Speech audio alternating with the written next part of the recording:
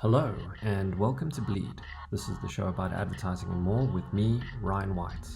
I'm a freelance graphic designer, and today I won't be joined by Jacque Moodley, the permanent art director, and that is because I will be highlighting my favorite parts from Bleed Interviews, Season 2, Episode 2, entitled TikTok, featuring Toniquinne. Okay, so Toniquinne is a content writer. She also happens to be a TikTok influencer, as well as an Instagram model, or as she likes to call it, an Insta-hoe. And I can assure you that has nothing to do with farming. It's not that kind of a hoe. So, yeah. The first set of highlights I would like to bring to you, for those listening on Spotify or your favorite podcast player, or view on YouTube, you can find all of those channels at Bleed Advertising. If you just type in Bleed Advertising, I'm sure you'll find it. Otherwise, you can just check out our website, bleedadvertising.com. It's got all of the channels there. We even have an RSS feed. Anyways, that is besides the point. Let's get back to the highlights that I would like to bring to you. And this is basically me just lightly ribbing or jibing, taking swipes at Toniquinne. I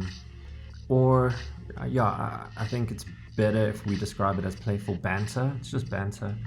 And that is that's because I feel comfortable with Toniquinne, because we are friends in our greater capacity as YouTubers and podcasters and bloggers, you know. So that's why I feel comfortable doing that.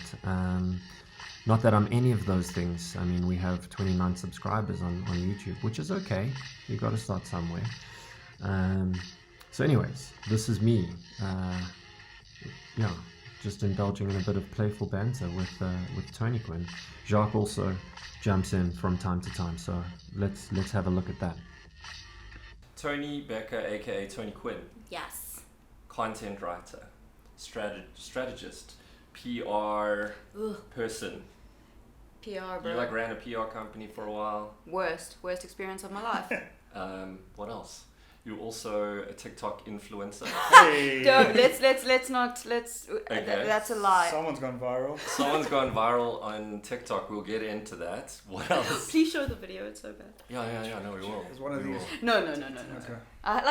There's limits. Okay. There's limits. Went to a Jewish school and I tried to learn Hebrew and I couldn't get my head around that.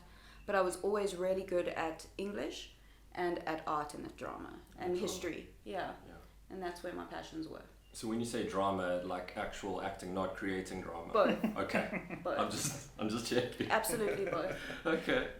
I mean, you wouldn't say that just by looking at you that No. you're like a drama creator. No, not at all. I'm actually just a very calm, collected Yeah. person. Never judge a book. Yeah. No, The thing I like about you, and we've spoken about this before, is you've gotten all of your creating drama out of your system. Now you're like, It's such you're a... like, No, I have. That's Yeah. gone. That's gone. which I is used interesting. to cause a lot of chaos. I got a part on a series called Jacob's Cross.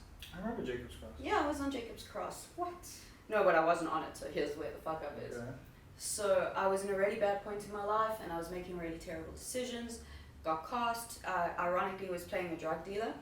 When you said terrible decisions, do you mean auditioning for Jacob's Yes. Cross? I didn't even audition. They phoned me, bitch. And I didn't get up for Jacob's Cross the next day. And they had to find a replacement. I turned my phone off. They even tried to phone my mom, turned it off, and they had to get a replacement to fill in that spot. Ironically, I ended up in rehab with someone who worked on the set who also fucked up that episode. Oh, serious? Yeah. He was like, hey! Hey! Between you and I. Yeah, so we ruined everything. Mm. But, so that's when my career kind of just fell on top of itself. And then that's Shortly when after that, they cancelled Jacob's Cross. So well, thanks for that. that show might even still be going. Okay. Let's be honest here. Okay, so what happened was, also, I could get tattoos outside of PR, so I could start, doing stuff that I love. Do you have any tattoos? I have a few. I have a few tattoos. Hey.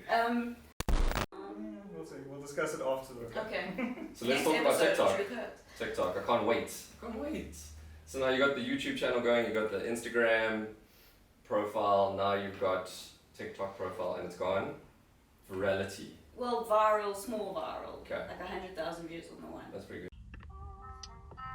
So that was a series of clips where we, just basically had a bit of fun with Toniquinne, the influencer on TikTok and Instagram, and also content writer. But anyways, I mentioned our 29 subscribers earlier, and no insult to them. We are very grateful for your support. Definitely, you'll be receiving a free T-shirt. T's and C's apply. Anyways, speaking of T-shirts, actually, we managed to ship a few T-shirts. And when I say ship, I don't mean sold. We didn't sell any T-shirts. I just basically gave away a few shirts, and that's because we were running a competition. And the competition basically was, if I see you, I will give you a T-shirt. And so that's kind of how we rolled that one out. Anyways, the next set of highlights that I'd like to take you guys through is basically Toniquinne, myself, Jacque. We discussed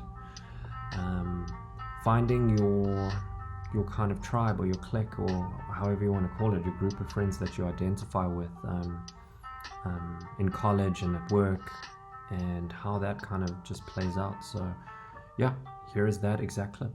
So that's when I got into Wits drama. Oh, cool. Yeah, and I started the next year, and that was 4 years. How was it? Dude, I don't remember. It was great. It was great. It was I had a lot of fun. I met amazing people, and going from, so I was at a private Jewish school, and going from that, I always knew, like, I never really fit in there ever. I was uncomfortable all the time and scared, and just wasn't me.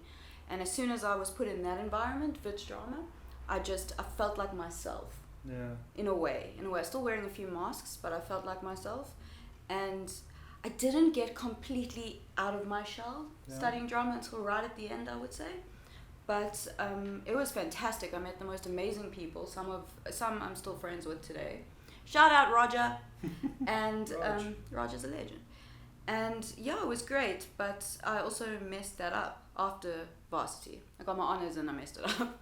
Just on the college thing, the feeling of like belonging was also like a strong thing when I went to AAA. Because I was like, I think I fit in with like everyone in high school. But I think once I got to AAA, I was like, these are my people. Dude. We have the same interests. We both, like, we love the same stuff. Like, everyone likes drawing it. Everyone likes doing doodles and stuff.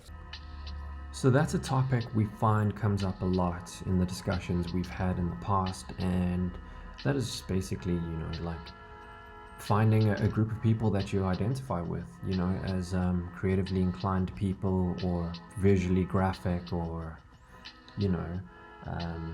talented in dance and singing, or whatever your creative outlet is. Just finding that group of people with the same idiosyncrasies as you, the same taste in music and culture and that kind of thing. So that's a theme that comes up a lot, and just feeling not necessarily like an outcast. I think that's maybe a little bit drastic, but a little bit odd, a little bit out of the norm. That was that discussion. And the last highlight that I'm going to bring to you, that I quite enjoyed from this episode, is the discussion, and this also comes up a lot, between corporate versus agency, and how that plays out, the benefits, the pros, the cons, the fallbacks, the drawbacks. So this is Toniquinne and Jacque talking about corporate versus agency, and in particular because Tony worked at a PR agency, so slight discrepancy over there between working at an ad agency and a PR agency. So there we have it. Enjoy. What was different in corporate? Yeah. I could make friends. I had no friends working agency. You were only friends with the people you work with. They're the only people you see. Okay. This is PR specifically. I think it's different. Yeah. It's quite different too. I don't know. What's your experience? Yeah. I think PR is a whole different ball game, Yeah. especially PR within an agency. Mm. So in PR, you're watching everyone else kind of clock out when they clock out. In PR, you don't sleep. You can't. Like, it's just non-stop. Get this done, get this done, get this done. Well, if news drops in the Northern Hemisphere Yeah, and dude. you need to react to it, then it's like, cool, we need a press release, go. It's the worst. Or it's the one day, hi, can you just get me on, like, Cliff Central tomorrow? Yeah, And you have to. Yeah. You fucking have to. make it happen. That's all about relationships, right? Like Yeah. you've had to have inroads with all these like different media channels or whatever to get that. Dude, but it's difficult, eh? You have to fucking... It was a nightmare. Like, some people I didn't know. Yeah. Like, and I had to make it happen. Like cold call them. And Yeah. listen. Yeah. I'm coming Stuff. through. Yeah. And you have to go. You just like so in that you. Sometimes I would just go to a studio and be like, "Hi, I'm so and so, and this is what we want to do." And you have to just force that kind of relationship. And if you don't, you are in so much shit. It's probably a good learning exercise. Oh, right? absolutely. Like to like really sell, because I mean we're in advertising, we sell ideas and concepts and print ads, but you literally have to like sell yourself and then sell this other person, Yeah, which is a different product. It's a whole different. and we've got the luxury of reverts and crafting Yeah. and whatever. With this, it's like, Get one go. shot. Yeah, dude. Like, I mean, and I made like a lot of. There was one mistake I made. Quite a big fucking mistake, and I had to figure out how to fix it as quickly as possible, and I did. Like, it's. I learned so much. I learned about managing myself, creating a brand for other people, for myself, and but it's the stress. Do you want to talk about the mistake you made and how you fixed it? Because it might benefit someone. Oh my or- god, dude, it was so bad. I don't want to talk about it because it's big names involved. But I'll try to give Okay. like really big names. But basically, I said that a company had been bought by someone, but they were bought by someone who works for someone. Okay. And the news reported it a bit skewed. On purpose, probably, Yeah. to make a story. Exactly. So was it your fuck up or was it the news skew? No, it was me. Okay. Well, the subject line of my email, because it was to grab attention, Yeah. and also my boss at the time told me to do that, and then when it went wrong, it was my fault. Of course. Yeah, which I actually should have thought that through. I should have known better than to do that, honestly. But Clickbait. yeah, dude, it was clickbait before that fucking even existed, and You that invented was clickbait. I invented it. And emo. Isn't it right? I actually invented Exclusive. life in general, Fair. but every bad thing I invented. So yeah, so that was a big mistake, and I had to learn how to deal with that, and I struggled to deal with that because I don't like making mistakes. But you have to admit to it. I was like, whoa, I really, really fucked up. Like, everything you do, if you're in PR, you need to think through. I'm talking every word, every fucking full stop in your email, because anything can be misinterpreted. So that's- Yeah. Yeah, you're lucky we are kind of Yeah. safeguarded by reverts. The reverts and all the Lines checks, and- QA, all of that. Yeah. Yeah. Ours is just straight, like, you run it through a few people, but they might not have the insight to look at it from a different perspective, you know? And then you send it through, and it's just, that was a nightmare. That was really bad. Then you got to make sure it's not offensive in another person's culture because you've used this word, and it's like. It's really, you have to tread so carefully. We have that to a certain degree, but I think there's a lot more leeway with Yeah. advertising. Because you just pull the ad, you say, you get the PR team, and they Yeah, you guys I deal hate with you that. all. I hate you they all. craft an apology. We're sorry, we're gonna have to pull this ad because it's offensive to these Yeah. people. You guys fuck it up for us. It's you. You have to clean up messes. Dude, fuck, but that was bad, that mess. I had to actually phone a journalist and beg her. Yeah. I was like, listen, this is my fuck up, it's not on him. Yeah. Like, it's genuine. And she felt so sorry for me. She was like, okay, I'll change it. And she Yeah. didn't want to in the beginning. Yeah. She was like, no. Because she Excellent. didn't like the Yeah. guy. Yeah. She hated the guy. But she liked you. Yeah, and then Sure, she, that's like it. I cried, bro. I full on went all out. I was like, That's so I'm gonna get fired. And hectic. then she removed it. I was like, fucking yes. Yes. So that wraps up the show for the week. We will be back with Bleed Extra at some point in the future.